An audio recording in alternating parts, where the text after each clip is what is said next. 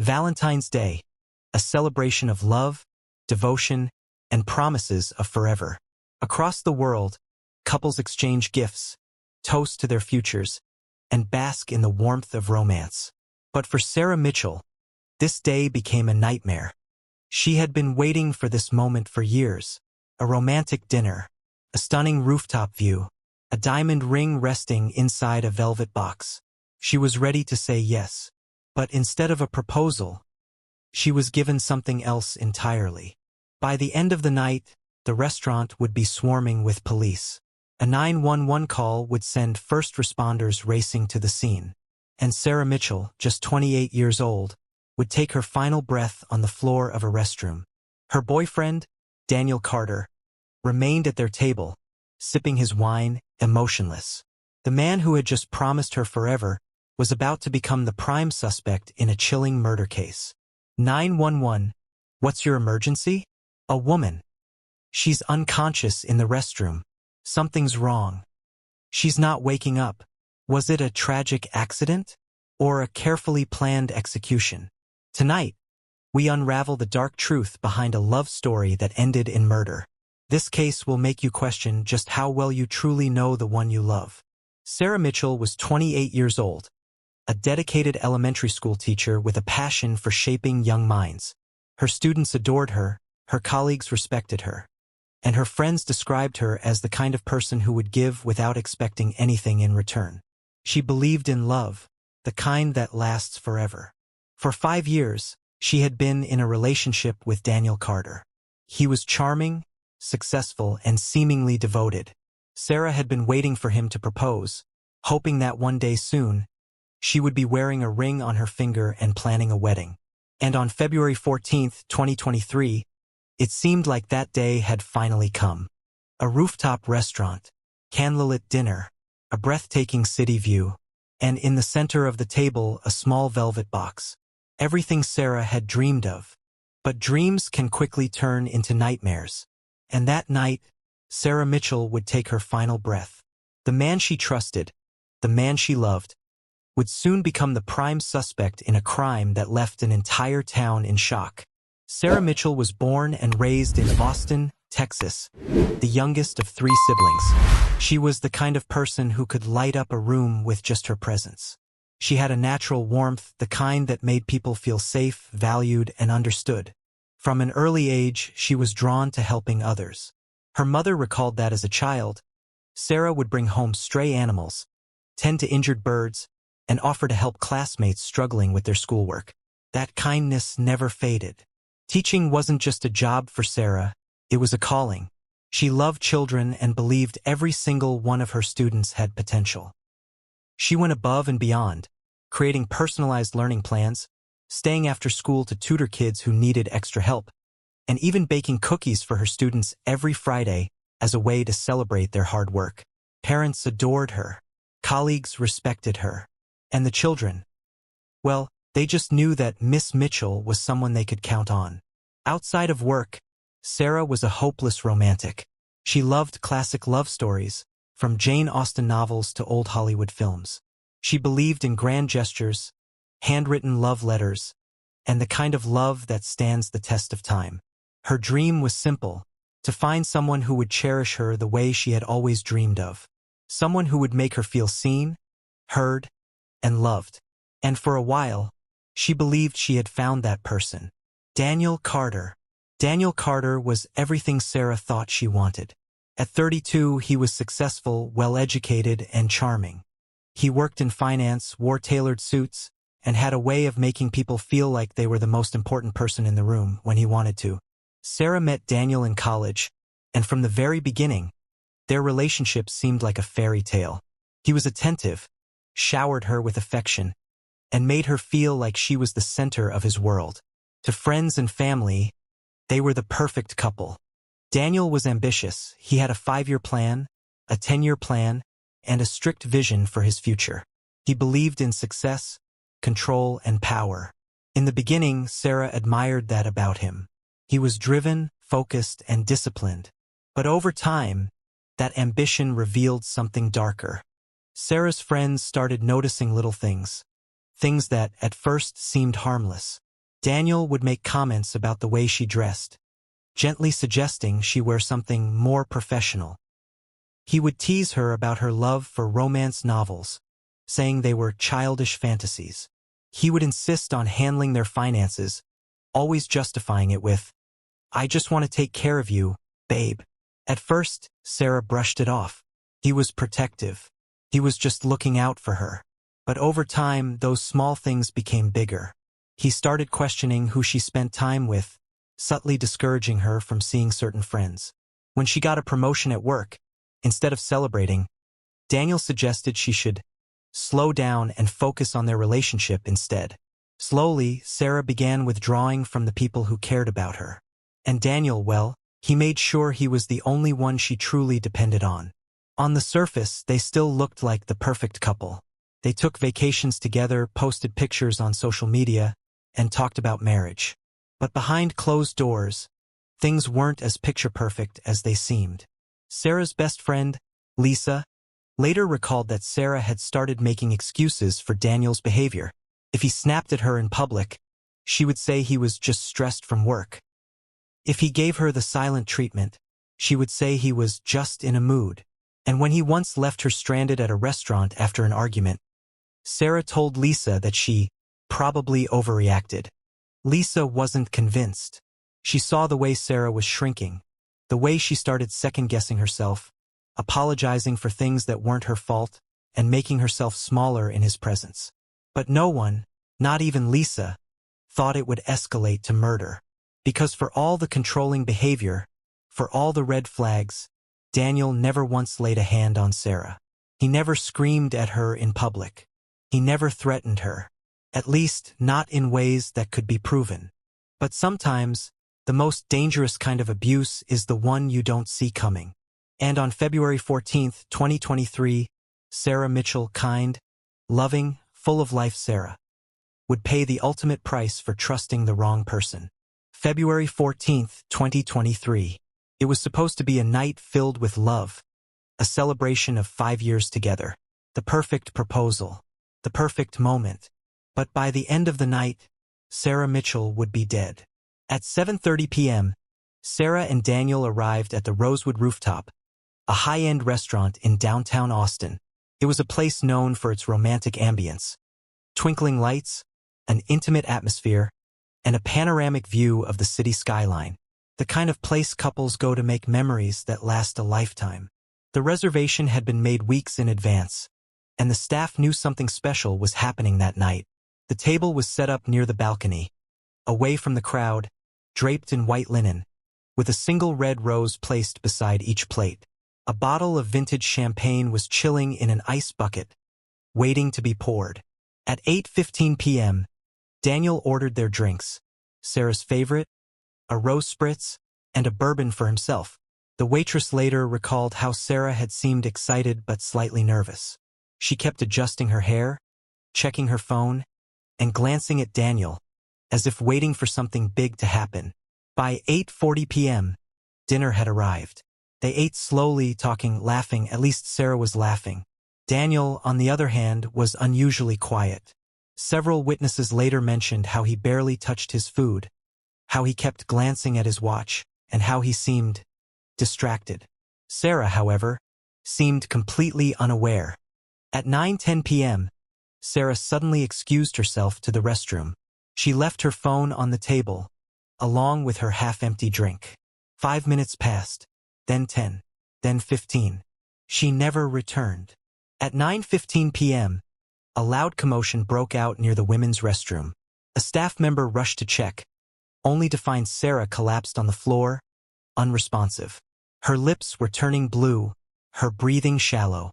Another woman, who had walked in moments before, was screaming for help. By 9:30 p.m., paramedics arrived, but it was already too late.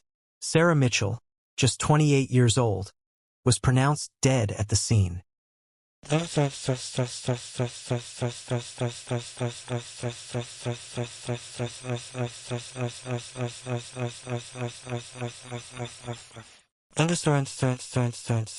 At first, it seemed like a tragic accident, a sudden medical emergency, an unforeseen health complication. The restaurant manager immediately contacted Daniel, who, according to witnesses, reacted with complete shock. He rushed to the restroom, pushed through the small crowd, and fell to his knees beside Sarah's body. "Sarah, wake up! Please wake up!" he reportedly cried. He held her, rocking back and forth, before paramedics gently pulled him away. To anyone watching, it looked like a heartbreaking scene. An utterly devastated man who had just lost the love of his life. But investigators weren't convinced. Something about the scene didn't sit right. When questioned, Daniel told police that Sarah had suddenly collapsed after going to the restroom. He said she had been perfectly fine all evening, that she hadn't complained about feeling sick. He insisted he had no idea what could have happened. It was a reasonable explanation, but there was one problem. Security cameras told a different story. The restaurant's security cameras captured the entire evening, from the moment Sarah and Daniel arrived to the moment Sarah got up from the table for the last time. When investigators reviewed the footage, they noticed something chilling. Sarah had seemed uneasy during dinner. Around 9 p.m., she took a sip of her drink, then hesitated. She pressed her fingers against her temple, rubbing her forehead. Moments later, she whispered something to the waitress, something that, at the time, went unnoticed. Then, at 9:10 p.m., she pushed back her chair and stood up, walking unsteadily toward the restroom. She never came back. But what stood out the most wasn't Sarah's behavior, it was Daniel's. While Sarah was struggling in the restroom, Daniel sat at the table, calm. He never looked toward the bathroom, never showed any concern. Instead, he sipped his bourbon, stared at his phone, and waited. It wasn't until someone screamed from the restroom that he reacted. The autopsy report came back within days. The cause of death was confirmed. Sarah had ingested a lethal dose of cyanide. Cyanide, an extremely fast-acting poison, can kill within minutes. It shuts down the body's ability to use oxygen, essentially suffocating the victim at a cellular level. Symptoms include dizziness, nausea, confusion, and difficulty breathing, all of which matched Sarah's final moments. But there was one pressing question. Where did the cyanide come from? Investigators tested everything, her food, the water, even the air. But it wasn't until they analyzed the contents of her glass that they found their answer. Sarah's rose spritz contained cyanide. Someone had slipped poison into her drink. And given the timeline, that someone had to be close enough to do it without being seen. The restaurant had been busy, but Sarah and Daniel were at a secluded table. There were no other guests nearby, which meant the poison had to come from someone sitting at that table. There were only 2 glasses of alcohol that night, and only one of them was poisoned, Sarah's. As police dug deeper, more details emerged. A waitress who had served them that night came forward with a haunting memory. She remembered Sarah pulling her aside just before heading to the restroom, whispering in a low voice, "Something doesn't feel right.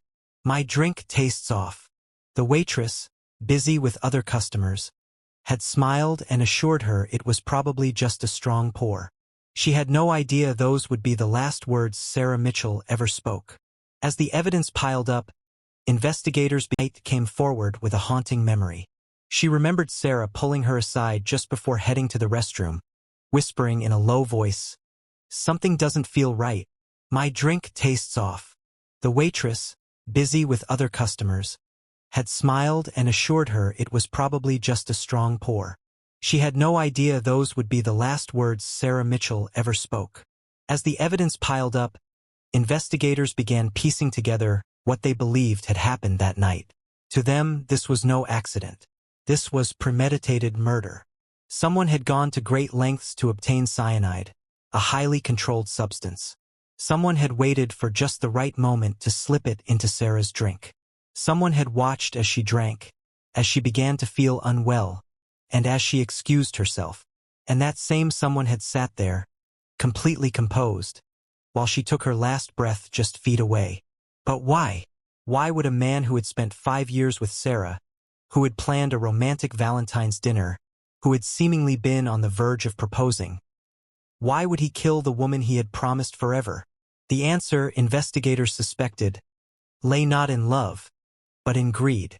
From the moment Sarah Mitchell was pronounced dead, the question that haunted everyone was, who would want to kill her? She was kind, beloved, and had no known enemies. At first, investigators wondered, was this even a murder at all? Could she have ingested the poison by accident? But the toxicology report confirmed what they feared. Sarah didn't poison herself. Someone had deliberately laced her drink with cyanide. Immediately, detectives turned their attention to the person closest to her that night, Daniel Carter. But before they could build a case against him, another name briefly entered the investigation: an ex-boyfriend. Earlier that same day, Sarah had received a bouquet of red roses at her apartment. There was no card attached, no sender identified. At first, her friends assumed they were from Daniel, a romantic gesture before their big date. But later, it was revealed that the flowers had come from someone unexpected: Ryan Tate, an ex-boyfriend from years before. Ryan and Sarah had dated in college, long before she met Daniel. Their relationship had been short-lived, but Ryan had reportedly never quite moved on. He had reached out a few times over the years, always in passing, always friendly. But sending flowers on Valentine's Day? That was something new. Investigators immediately brought him in for questioning. Ryan was cooperative. He admitted to sending the flowers, saying he had no intention of interfering in Sarah's relationship. He just wanted to let her know he still cared. But when detectives pressed further, Ryan provided an alibi that was impossible to dispute. On the night of Sarah's murder, he had been across town at a company event, surrounded by dozens of colleagues, all of whom confirmed his presence. Security footage from the venue further backed up his claim. The ex-boyfriend theory collapsed as quickly as it had emerged. Ryan was ruled out, which meant that the real killer was still right in front of them. Daniel Carter had been careful. He had rehearsed his story, spoken with police in a calm and collected manner, and even shed tears when discussing Sarah's death. He claimed he had no idea what had happened, no clue how she could have been poisoned, but something about his grief felt performative. Investigators couldn't shake the feeling that he was playing a role rather than reacting naturally. Then they checked his electronic devices, and that's when everything changed. While reviewing Daniel's laptop, forensic analysts uncovered a series of disturbing searches. One, in particular, stood out. The search had been made just 3 days before Valentine's Day. Right there in his browser history. No incognito mode. No attempts to delete it. It was as if Daniel had been so confident in his plan that he hadn't even bothered to cover his tracks. And that wasn't all. The search history revealed more: where to buy cyanide, lethal dosage of cyanide in a drink, and untraceable poisons. It was undeniable.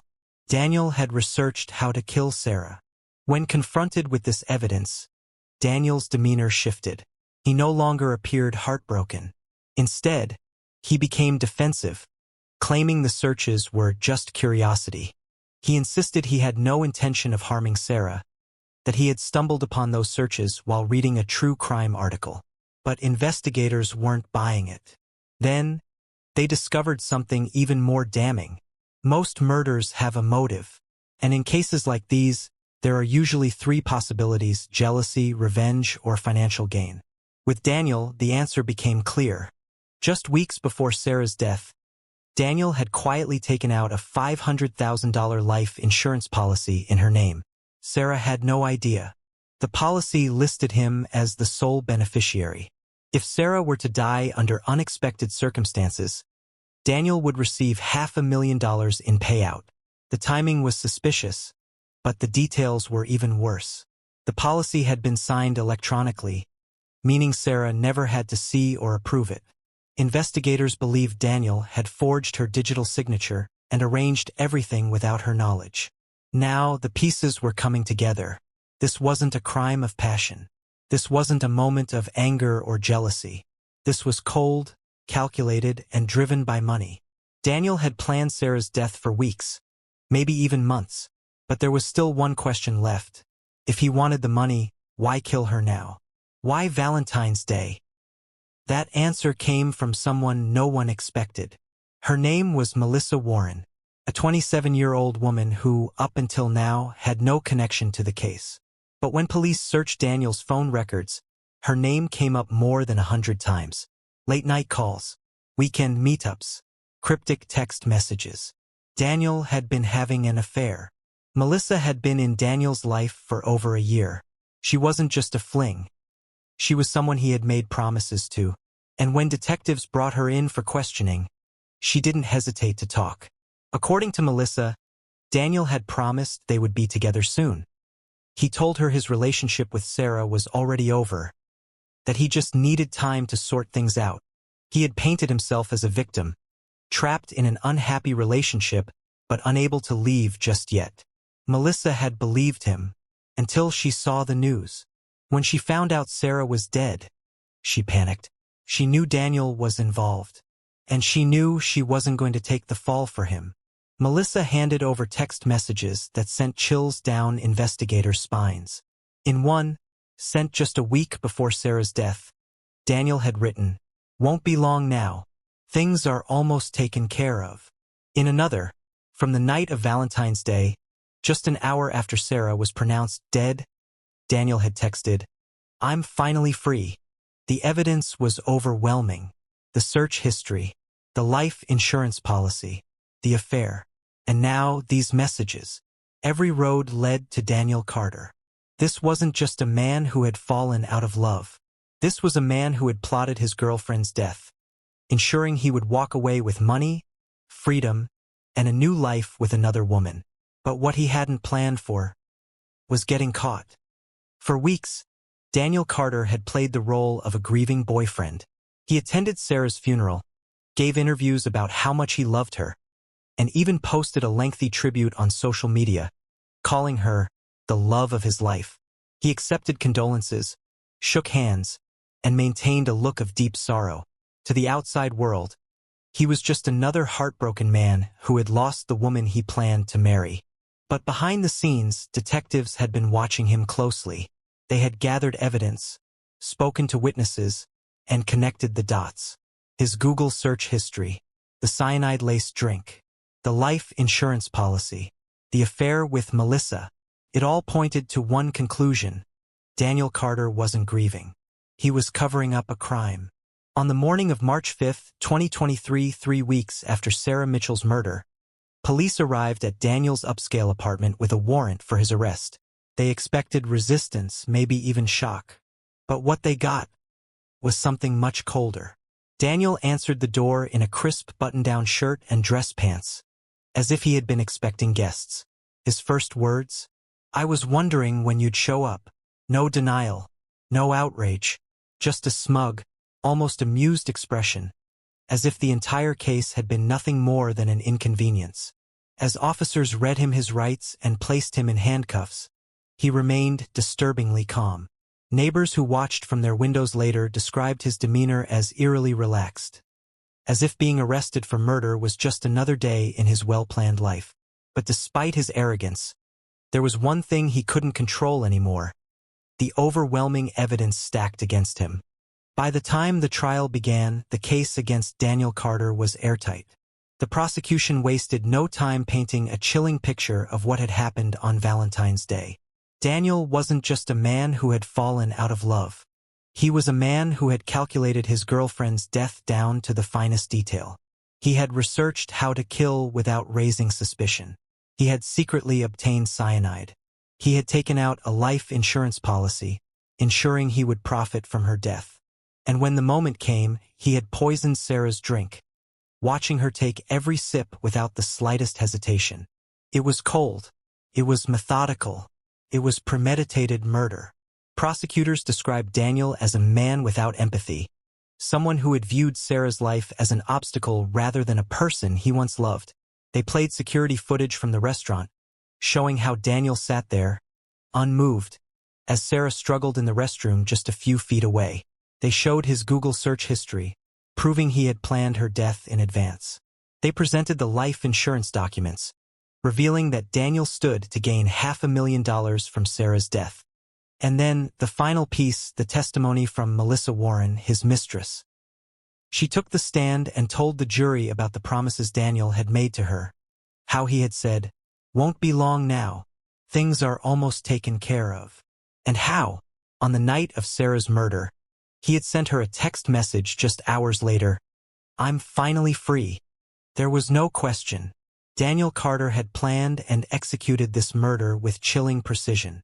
His defense team tried everything, claiming there was no hard evidence proving Daniel had put the poison in Sarah's drink, arguing that someone else could have done it, even suggesting that Sarah had unknowingly consumed the cyanide herself. But the jury didn't buy it. The prosecution had built an unshakable case. The jury deliberated for just 4 hours. That was all it took. On September 8, 2023, Daniel Carter was found guilty of first-degree murder. When the verdict was read, he barely reacted. No tears, no emotion, just a slow nod, as if he had expected this all along. With the guilty verdict secured, the only thing left was the sentencing. Sarah's family sat in the front row, waiting for the judge's decision. They had spent months reliving her murder, sitting through trial after trial, hearing every gruesome detail of how their daughter, their sister, their friend had been killed by the man she trusted the most. Finally, the judge spoke. Daniel Carter was sentenced to life in prison without the possibility of parole. There would be no appeal, no second chance, no way out. In his final moments in the courtroom, Daniel showed no remorse, no apology, no acknowledgement of what he had done. He simply stood there, emotionless, as if none of this had ever mattered to him. As he was led away in handcuffs, Sarah's mother whispered for simple words under her breath, "You took our angel. Justice had been served." But for those who loved Sarah Mitchell, no sentence could ever undo what had been done. She had been a teacher, a daughter, a friend, a woman full of life and love. And in the end, all she had wanted was to be loved in return. Even after the trial ended, even after Daniel Carter was sentenced to life in prison, one undeniable truth remained. Nothing could bring Sarah Mitchell back. For her family, the loss was immeasurable. Her mother, Diane Mitchell, had spent 28 years raising a daughter who was kind, selfless, and full of life. A daughter who had dedicated herself to helping others. And now she was gone. Taken away in the most cruel and calculated way possible. In the weeks following the verdict, Sarah's parents sat down for an interview, struggling to put their grief into words. Her father, Mark Mitchell, described how their once lively home now felt eerily silent, the absence of Sarah's laughter a constant reminder of what had been stolen from them. Her mother spoke through tears, saying, "No parent should ever have to bury their child, and certainly not like this." Sarah believed in love. She believed in kindness. She believed that people could change. And in the end, that belief cost her everything. Sarah's older sister, Emily, was one of the first people to suspect that something was wrong in Sarah's relationship. She recalled conversations where Sarah would brush off concerns, saying that Daniel wasn't always like this, that he just needed time to figure things out. Looking back, Emily wished she had pushed harder, that she had made Sarah see what so many others had started to notice. After Sarah's death, her family turned their grief into a mission, raising awareness about toxic relationships and the warning signs of emotional abuse. They worked with domestic violence organizations, spoke at community events, and launched a foundation in Sarah's name, hoping to help other women recognize the red flags before it was too late. Her father's words became a chilling warning. If someone makes you feel small, if they make you feel like you're not enough, if they make you second-guess yourself every single day, walk away. Because the people who truly love you, they don't control you, they don't isolate you, and they certainly don't kill you. Valentine's Day, a day meant for love, for commitment, for promises of forever. For Sarah Mitchell, it was supposed to be the happiest day of her life. But instead, it became the night she took her final breath. She had believed she was about to start a new chapter, that the man sitting across from her, the man she had spent 5 years with, was about to ask her to be his wife. Instead, he was serving her a slow and painful death in a glass of poisoned wine. And the most haunting part? She never saw it coming. Daniel Carter didn't kill Sarah in a fit of rage. He didn't lash out in an argument or make a decision in the heat of the moment. He planned this, carefully, methodically. He watched her drink, knowing what he had done. He sat there, listening to her last words, watching her leave the table for the final time. And when she collapsed in that restroom, fighting to stay alive, he simply sipped his bourbon and waited. This wasn't a crime of passion. It was a crime of selfishness, greed, and complete disregard for human life. And that's what makes it so terrifying. Sarah's story is a reminder that the people we love the most, the people we trust with our hearts, can sometimes be the ones who hurt us the most. And in the worst cases, they can be the ones who take everything away. Since Sarah's murder, her story has become a cautionary tale, one that sparks discussions about emotional abuse, control, and the dangers of ignoring the warning signs. Women who once doubted their own experiences now listen to Sarah's story and see reflections of their own relationships. They see the possessiveness, the isolation, the slow erosion of independence. And some of them, many of them, make the difficult decision to leave before it's too late. Because that is the one thing Sarah never got. A chance to walk away. Today, her family hopes that her story will save lives. That women who feel trapped, who feel powerless, who see the red flags but are too afraid to act, will hear Sarah's name and find the strength to leave. Because love isn't supposed to feel like control. It isn't supposed to feel like fear. And it should never ever end in murder. Daniel Carter is now serving a life sentence. He will never walk free again. But even from behind bars, he took something that can never be replaced. A life filled with kindness, passion, and the potential to change the world. Sarah Mitchell was more than just a victim. She was a teacher, a daughter, a sister, a friend, a woman who had an entire future ahead of her. A future that was stolen by the man who had once promised her forever. Her story serves as a chilling reminder that sometimes, the people who claim to love us the most are the ones we should fear the most. And sometimes, forever isn't a promise. It's a death sentence. What do you think? Did Daniel meticulously plan this for months, ensuring every detail was in place? Or was this a last-minute act of desperation? Let me know your thoughts in the comments below. I read every single one. And if you found this case shocking, you won't believe what happened in another Valentine's Day crime. Click here to watch the next true crime case that will leave you questioning everything. For more deep dives into the most chilling true crime stories, make sure to hit subscribe and turn on notifications. You won't want to miss what's coming next.